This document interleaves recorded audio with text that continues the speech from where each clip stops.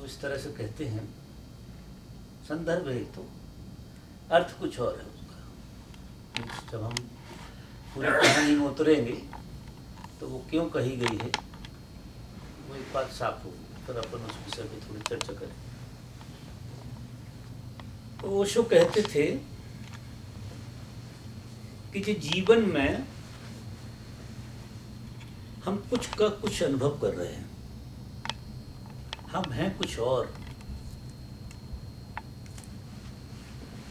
अनुभव कर रहे हैं कुछ और जैसा हम अनुभव करते हैं वैसा ही हम जीने लगते हैं। ये हमारे अनुभव पे बहुत निर्भर करता है कि हम अपने आप को किस तरह से अनुभव करते हैं, उसी तरह से हम जीने लगते हैं।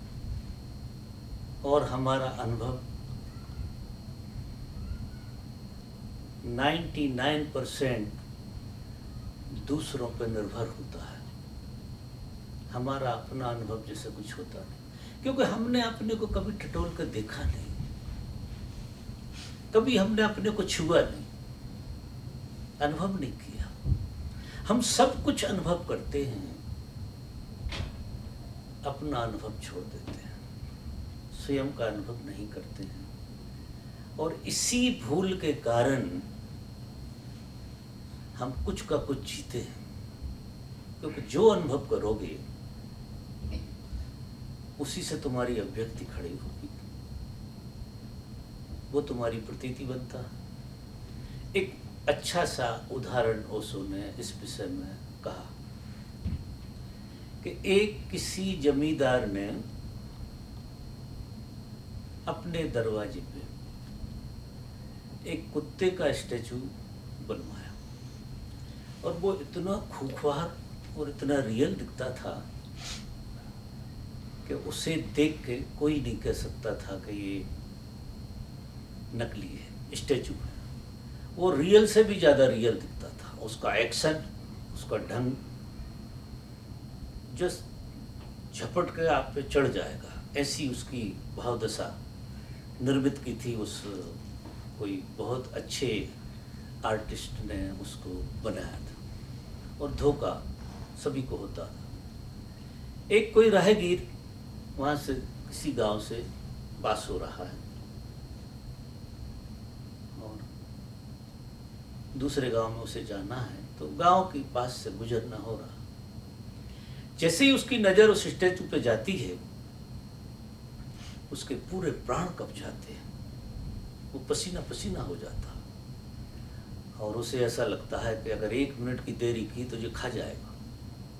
और वो भागता है गांव के बाहर, जितना तेज भाग सके उतना तेज भागता है। उस तरफ से कोई दूसरा राहगीर आ रहा है, तो उसने देखा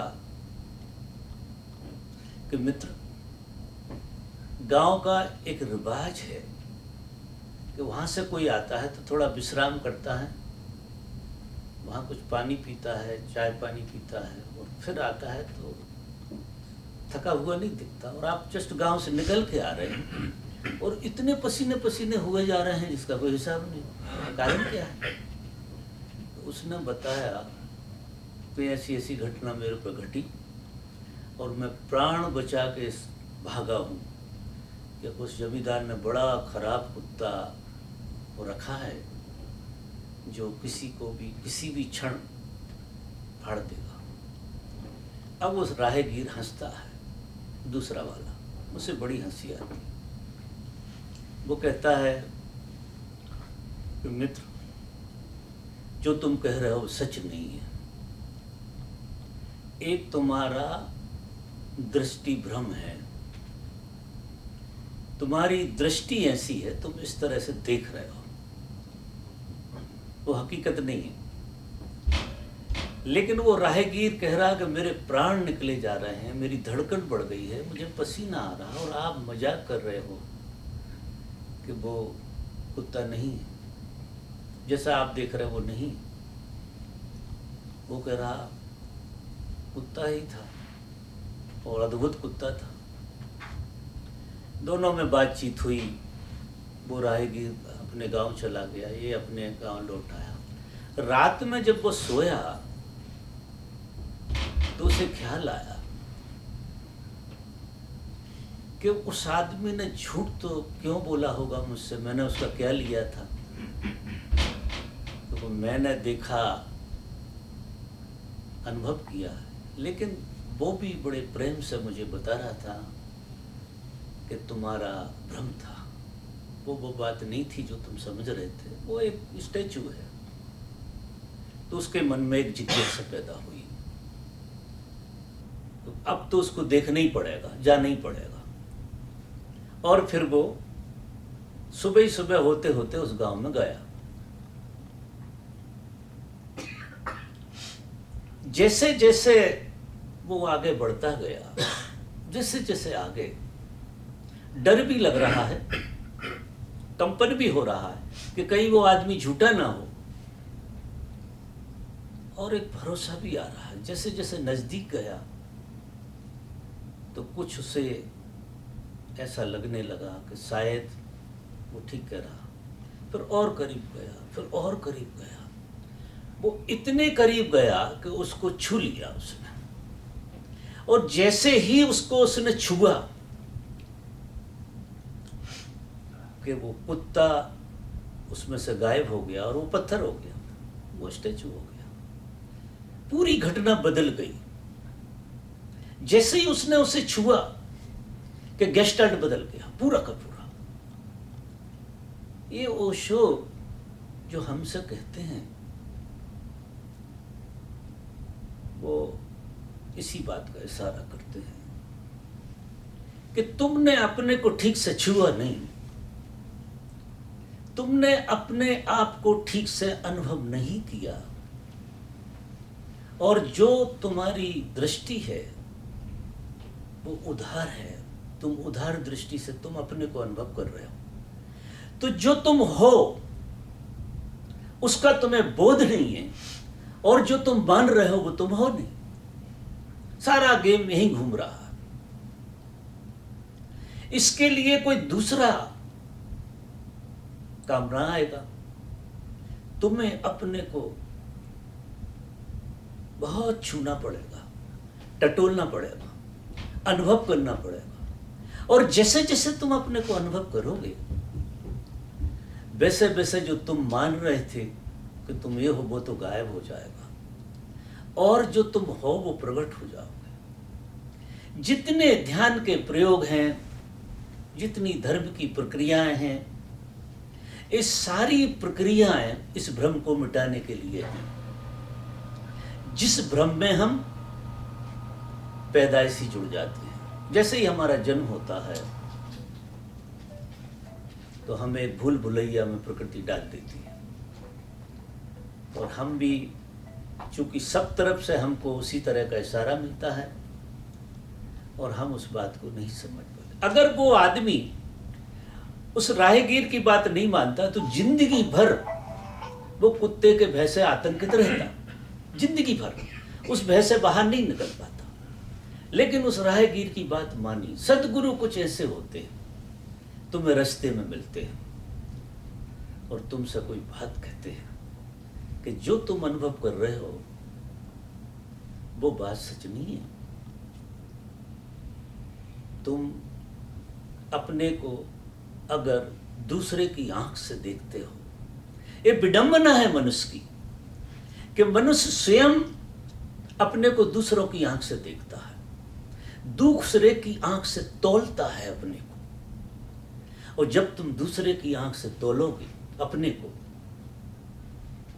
तो तुमसे कम पड़ोगे, तुम तृप्त नहीं होगे। क्योंकि दूसरा जब तौलता है तो लिमिटेड तौलता है, टुकड़ों में तौलता है, समग्रता में नहीं। कोई तुम्हें तुम्हारी समग्रता की खबर नहीं दे सकता है। जब भी बाहर से खबर आती है तुम्हें, तुम्हारी जिसे तुम मान के बैठे हो, वो सब अधूरी खबरें हैं। और हमारी पीड़ा यही है कि हम हैं तो पूरे और अनुभव करते हैं अधूरे। अब ये जो अधूरापन है ये तुम्हें तुमसे भरना पड़ेगा। तुम्हारे अलावा से कोई नहीं भर सकता। हर व्यक्ति आपको अधूरी खबर देगा आपके होने की, क्योंकि किसी के पास पूरी खबर नहीं होती है। एक सद्गुरु होते हैं जिनको आपकी पूरी खबर होती है। वो आप जो झकझोरते हैं, झकझोर देते हैं, और अगर आप उनके प्रेम में पड़ गए तो आपकी पूरी खबर का इशारा करते हैं, अद्भुत इशारा करते हैं। तो ये घटना जितनी बड़ी कहलाती है इतनी बड़ी नहीं होती, जो निमिष मात्र में पूरी होती है। अब देखिए कि वो आदमी 1 मिनट पहले जिस चीज को कुछ और समझ रहा था, और जब हम किसी चीज को कुछ और समझते हैं तो उसकी पीड़ा भोगना पड़ती है। जब दूसरी चीज को कुछ हम अन्यत्र समझते हैं, रस्सी में सांप देखते हैं, तो उसकी पीड़ा भोगते हैं। तो अब हम अपने को अपनी ही रस्सी में सांप देखते हो तो क्या होगा? फिर तो हम हमेशा मौत से डरते रहेंगे, हमेशा मौत हमें भयभीत करती रहेगी। ऐसा लगेगा अब डसा और अब डसा। देखा लोगों को सुबह से शाम तक जाने अनजाने एक भय बना रहता है जीवन में, जाने अनजाने। और भय तुम्हें जीने नहीं देता, क्योंकि तुम पैदा हुए हो प्रेम को जीने। मजा देखिए, नियति है प्रेम को जीने की, और जीना पड़ रहा भय। इसलिए जीवन एक संताप जैसा लगता है, जबकि ओशो कहते हैं जीवन उत्सव है, सेलिब्रेशन है, जो है ही, जो सच में है। अगर उसे तुम 100% भूल जाते, ये कोना कोई तुम्हारा जानता है, तो तुम उसे खोजते तो नहीं हो अपने भीतर। फिर तुम क्या करते हो कि बाहर खोजने जुट जाते हो। तुम तुम्हारे स्वभाव को बाहर ढूंढते हो, और तुम तुम्हारे कुछ भी पालो, तुम तुम्हारे स्वभाव को नहीं ढूंढ पाओगे। स्वभाव चूंकि बाहर होता नहीं है, स्वभाव तुम्हारे भीतर होता है। तो जैसे ही हमारी भीतर आंख मुड़ती है और हमें हमारा पता लगना शुरू हो जाता है।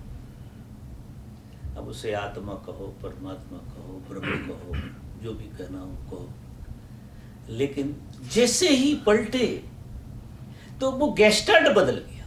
अगर आप अपने को छूने लगे तो वही घटना घटेगी जो उस कुत्ते को छुआ। उसको जैसे ही छुआ वो गायब हो गया। जब पूरा देख लिया उसने टटोल के, इतना अच्छे से देख लिया। जब अच्छे से देखोगे तो गेस्टाल्ट पूरा बदल जाए। अब वो भय विदा, वो पूरी की पूरी भंगिमा खत्म हो गई। जिसकी पीड़ा वो रात भर भोगता रहा, हम जिंदगी भर भोगते रहते हैं। सारी जिंदगी हमें एक संताप में गुजारना पड़ती है, क्योंकि हम हैं तो कुछ और समझ रहे हैं कुछ और चूंकि तुम जो समझ रहे हो उससे तुम राजी नहीं हो सकते, कोई उपाय नहीं। इसलिए इस संसार में कोई भी व्यक्ति अपने से राजी नहीं है।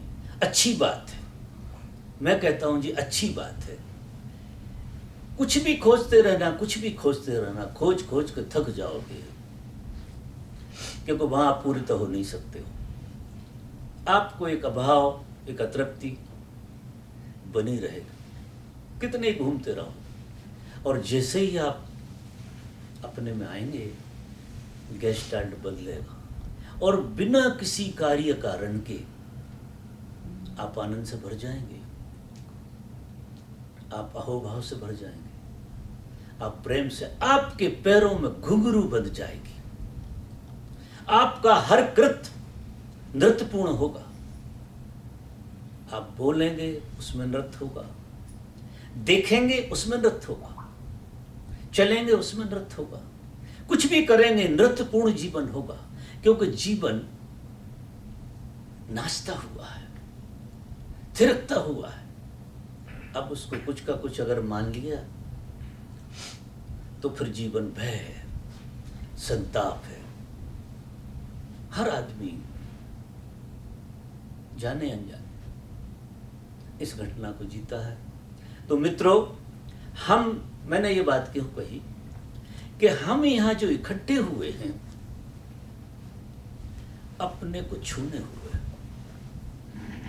जिसमें थोड़ी मदद मैं करूँगा, थोड़ी मदद आप करना। ये जितनी भी ध्यान की प्रक्रियाएं हैं ये सब बहाने हैं, क्योंकि हम कैसे अपने को छुएं तो सीधा सीधा हम इतने ज़्यादा अपने को भूल गए कि अपना छूने में नहीं आ रहा। तो फिर किसी माध्यम से सबसे ज़्यादा व्यक्ति अपने को छूता है प्रेम के माध्यम से।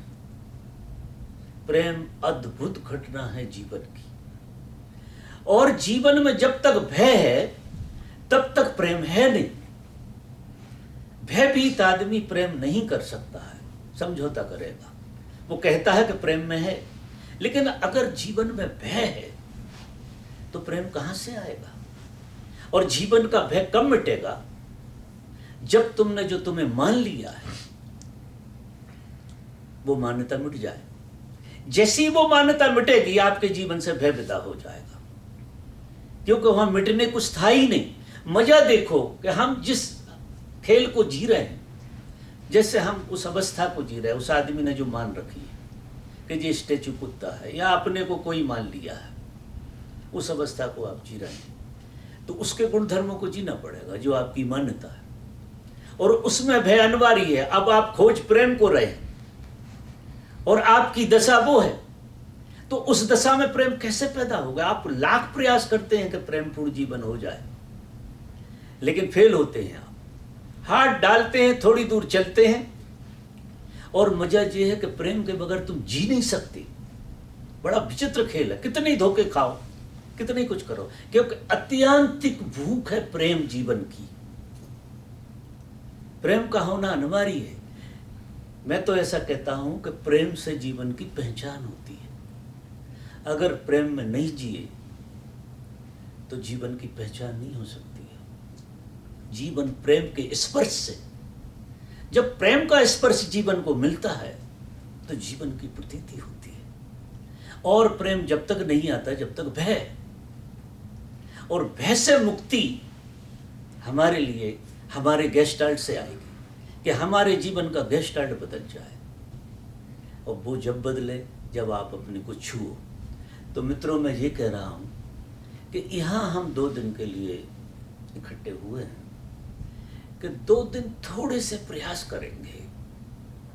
अब बहुत कुछ छू के देख लिया, बहुत कुछ देख के देख लिया, बहुत कुछ जी के देख लिया, लेकिन अतृप्ति तो है। अगर अतृप्ति नहीं होती तो हम सब इकट्ठे नहीं होते। निश्चित है कहीं किसी कोने अतृप्ति है ही। तो हम जो प्रयास करेंगे 2 दिन, वो छूने का प्रयास करें। और जैसे जैसे आप अपने को छुएंगे, आप देखना खेल, जैसे जैसे आप अपने को छुएंगे वैसे वैसे आपका भ्रम दूर होगा जो आप मान रहे थे। और अच्छे से छू लिया तो पूरा ही भ्रम दूर हो जाएगा, और आप जिसकी खोज में थे वो आप में प्रकट होगा। उसको ओढ़ा है मिथ्या आभूषणों में, मिथ्या मान्यताओं में। जैसे सूरज को बादल छा जाते हैं, सूरज तो होता ही है, लेकिन बादल छा जाते हैं तो हम उसका, सूरज का मजा तो फिर नहीं ले सकते। तो हम जो हैं उसका हम ही मजा नहीं ले पा रहे, क्योंकि उस पर आवरण लगा हुआ है एक झूठ का, जो पैदाइशी मिली हुए। निश्चित ही बड़ा कठिन होता है इसको तोड़ना, लेकिन ध्यान एक अद्भुत घटना का नाम है। मात्र ध्यान, ध्यान से कितनी गहरी आपकी प्रतीति हो झूठ को जीने की, वो सब टूट जाती है। 2 चीजें इसमें काम करती हैं, एक ध्यान, एक सदगुरु का प्रेम।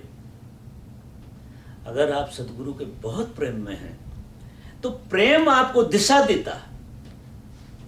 प्रेम से आपको एक दिशा मिलती है, और उस दिशा से आप अपने को छूने लगते हैं। प्रेम आपको अपनी तरफ फेंकता है, और जैसे ही आप अपने को छुओगे, जैसे जैसे अपने को छुओगे वैसे वैसे कुछ होगे। तो इस कहानी को जो मैंने कहा, उसका संदर्भ, उसका पूरा सार कि हम अपने को छू के देख लें, और जैसे ही हम अपने को छू के देखेंगे हम पूरे बदल जाएं। It was the story about something. Also was explaining, just like people are living in illusion, just in illusion. Because they did not see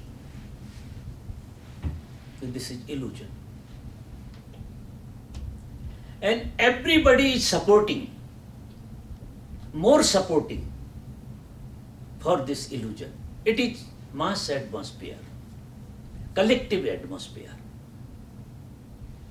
Just like, for example, you are a girl and everybody support you. You are a girl. But deep down, you are not only girl. You are more than that. This is your problem. You are more than girl. Girl is a certain part, very initial part, but you are more than that. And everybody supporting like a girl. And you hypnotize, you are a girl. You are not only girl. This is surprise.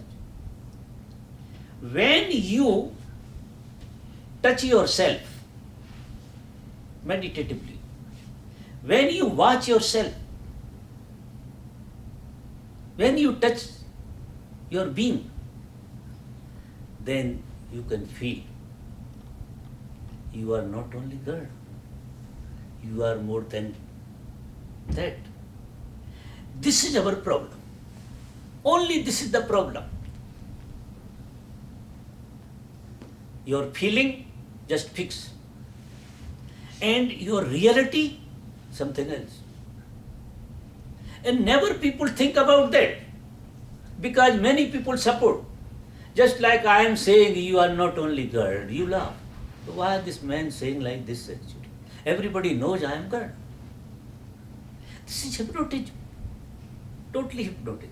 You are only the girl, then life has no meaning. Surprise, you are more than that. Deep down, when you will reach there, in your inner core of the heart, you will find, oh my God. And whole life I will support him for this girlhood.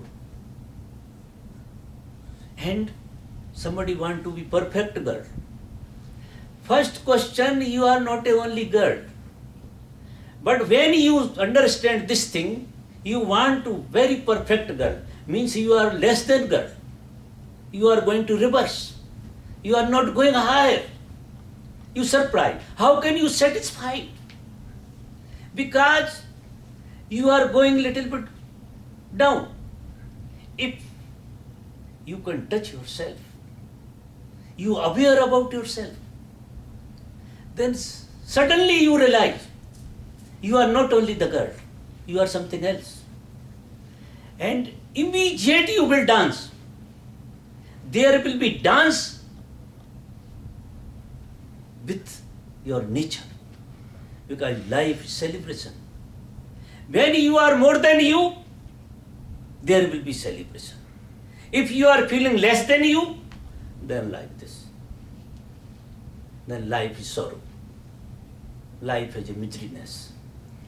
Meditation creates this understanding. And if you have a love with Master, it will create this understanding. When once you have this understanding, I am not satisfied with my own girlhood. This is very mysterious. I am something else. Why people are not satisfied themselves? Because they are not that. They are more than that. They don't know. Knowingly, unknowingly, it is. When you know about that mystery, the life change. Whole gestalt change. You will be not limited. people has a life, very limitation, like this or that, and you are running round, nothing getting anything real. When you realize yourself, you will get reality. Then this girlhood, only girlhood, it will be girl, there will be girl. I am not saying girl will be no more there actually. But you will feel, just like suddenly somebody recognize you. You were queen, you forget it. But all evidence are there. Then suddenly you will be king, queen. And there will be girl, but girl became a queen. Then you can dance, you can laugh, you can enjoy. But here, what people are doing, if you want to maintain your girlhood only, impress people, I am a girl, I am a beautiful girl, like this actually, then you are begging. Whole life people are begging. Or with begging, nobody can satisfy it. Because you have always more than you, more than enough. You have it. There is no need to begging. Already there. But only the need realizes. When you realize like this, then you will be happy. So I was talking about the certain story. The meaning was like this actually. But story, for you, no need to explain whole story actually. The reality for that story like this actually. So friends, today is enough. And tomorrow we will be again together here. And morning I explain about the technique, how can touch yourself. I will explain. Then I hope, my hope 100%, you will touch yourself. When suddenly you will touch yourself, you will change. You will laugh. What was there actually? Nothing was there.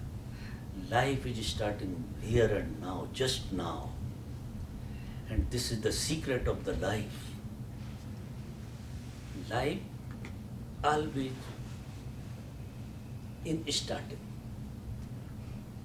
You can start in this moment. Life is waiting for you. If you forget your past, you are in this moment, then life start. Life start means celebration start. We are doing celebration on the periphery. Support from people, support from music, support from here and there. It's okay. It's okay, kind of celebration. But my feeling, this is not real celebration. Real celebration comes when you touch yourself, when you touch your being. Immediate celebration start without any excuse. Because you are enough for celebration. You are only enough. Everybody enough. No need to begging anything from here and there. Life always living in a mystery, and mystery open. When mystery open, surprise, dance, and feel gratitude. Should gratitude always with life. Life is very significant. Always people can live in gratitude. Why people are not living with gratitude? They don't know about life. They did not touch. If you are touching the life, immediate gratitude comes. Like this actually. And you are overflow. Because your realization like this, you have more than enough. Then only dance. Just dance. You can enjoy it. So friends, tomorrow morning we will be here and start celebration. Hari Om. Hari Om.